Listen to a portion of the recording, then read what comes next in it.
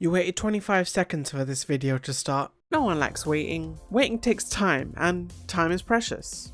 Loading screens are akin to waiting in the elevator as you're just staring idly by as the game loads, doing nothing but waiting to get back into the action. Over the years, from the time when games had to move from cartridges to CDs to now, where some games are now over 100 gigabytes for some reason, long load times have become a problem everyone is trying to fix in some way. It's why some developers like Naughty Dog try and hide their loading screens through gameplay by making you do some mundane thing, or why these next-gen consoles are advertising their newfangled of STDs. But that's something you can't avoid. Games take time to load. Loading screens, while shorter and less intrusive these days, will definitely stick around for some time. Instead, I want to talk about a different kind of waiting, something that the developers are in control of when they make their games, and something that most of us take for granted. Please raise your hand if you've used or abused something like this in a game, a clock that lets you skip to whatever time of day you so desire. Huh, I thought there'd be more hands up. Oh, no, I was just wondering if I could leave now? No. The Witcher 3, Elder Scrolls, Fallout, Cyberpunk, all these and more feature a day-night cycle. Time flows at a constant rate, even though in reality that's not true, as time is relative and we are all experiencing time differently. But in this, it's pretty much the same. A full day in The Witcher 3 takes about 90 minutes in the real world. A full day in Skyrim is just over an hour. A full day in Minecraft is 24 minutes. And unless you go out your way to change that, time will stay that way relative to real life. So why am I talking about day-night cycles? Well, the inclusion of a day-night cycle in some games is the reason why they have this clock, which allows you to essentially skip in-game time to sometime later in the day. And I have a problem with that. But you just said no one likes waiting, so why do you have a problem that solves that? Simply put, it's too convenient. Don't get me wrong, I myself abuse this feature. I mean, what's the point of waiting 48 in-game hours worth of your time when you could just press a button, slide to the right, and wait only a couple seconds for that same time to pass? Waiting is just too boring. Well, okay, it is boring, but when you have the ability to skip to an unlimited amount of time, and with as many intervals as there are hours in the day, of course you're going to use that. This clock, while useful for its convenience, kind of ruins the charm of being immersed in a game world. Especially when you just sit back and think of what kind of interaction this would be if it were to take place in real life. What's he doing? He's just standing there, menacingly! Get out of there, SpongeBob! Now, am I saying we should abolish this mechanic?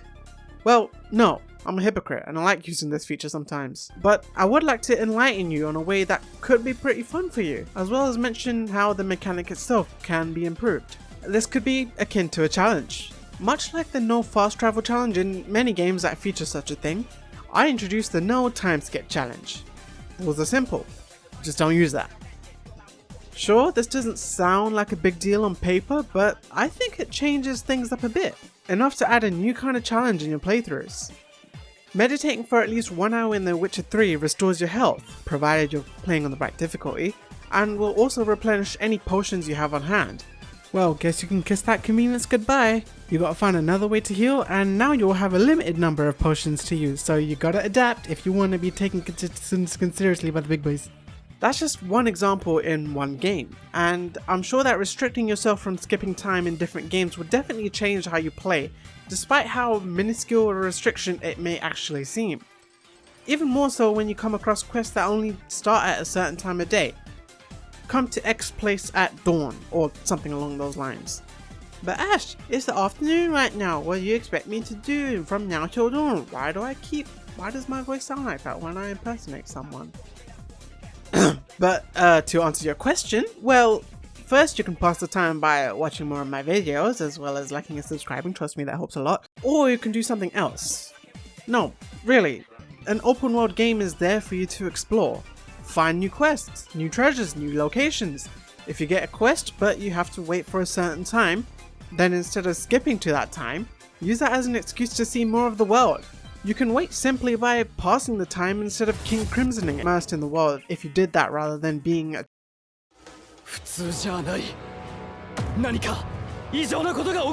I can guarantee you'll feel way more immersed in the world if you did that rather than being a Time Lord. Of course, that's just an optional challenge you can do in games that have a time skip mechanic.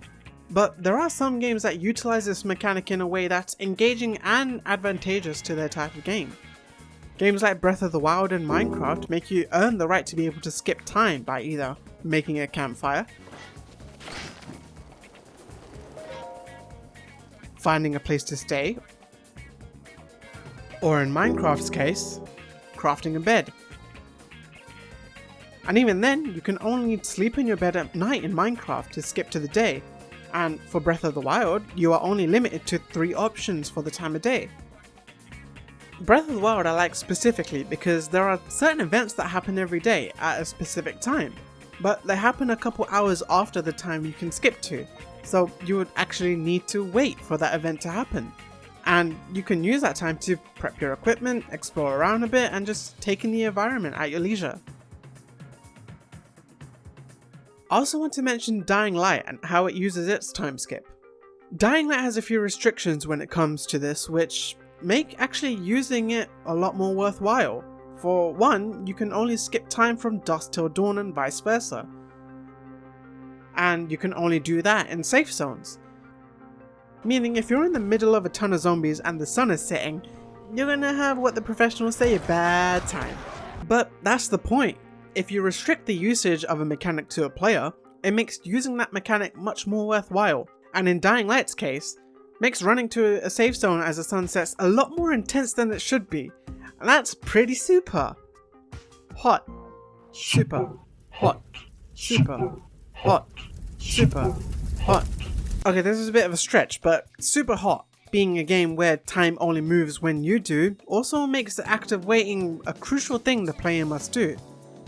You move when you need to move, but if you need to stop and think about your next move, you can literally just stop, analyze your surroundings, and plan ahead. If you're playing the VR version, then you can't actually move around, you just stay in one spot, so waiting is even more important as you would have to carefully maneuver around bullets that fly by, or wait until the enemy is in the right position for you to kill. People skip timing in Animal Crossing, and that's literally the opposite of what you should do because it's not even a mechanic, shame on you. Unless there's another bunny day coming, then by all means skip to May. But then again, because Animal Crossing is a game that takes the real world time into account, it's understandable why some people would want to time travel. I said it's understandable, I didn't say I condone it. But what Animal Crossing does with waiting is essentially what I've been saying in this video. If you do something that requires you to wait, then you can simply do another thing. Albeit it's on a much more extreme level in Animal Crossing, but the message is there. At the end of the day, it's up to you how you want to play. After all, what I just described might not be fun for everyone, but give it a try, and it may change up how you play a game more than you might initially expect it to. Thank you so much for watching, and I hope you'll wait for my next video. It'll be like another month or something. Bye!